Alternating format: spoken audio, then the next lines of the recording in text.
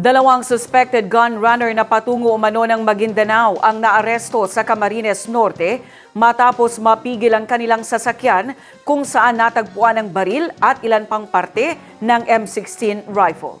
Ang detalye mula kay Naphtali Velarde. Sa ikinasang intelligence-driven operation, arestado ang isang alias Sau at alias Nor alas 8:30 ng umaga, araw ng Miyerkules, October 8, sa barangay Tabugon, Santa Elena, Camarines Norte. Ayon sa otoridad, nakatanggap sila ng report mula sa HPG Special Operations Group hinggil sa dalawang lalaki na sakay ng isang puting Mitsubishi Estrada na umano'y nagdadala ng mga bahagi ng baril mula Maynila patungong Maguindanao at inaasang dadaan sa Sorsogon Port.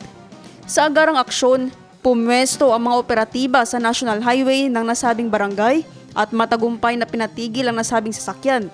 Sa isinagawang routine inspection, napag-alamang delinquent ang rehistro ng sasakyan at expired na ang lisensya ng driver. Habang sinusuri ang chassis number, napansin ng isa sa mga operatiba ang kahina-hinalang built-in na compartment sa bandang likurang kanang bahagi ng sasakyan.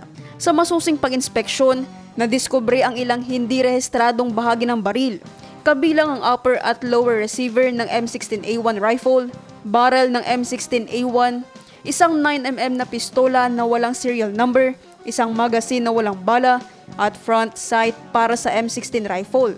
Ang dalawang sospek ay agad na inaresto sa kasong paglabag sa Republic Act No. 10591 o ang Comprehensive Firearms and Ammunition Regulation Act.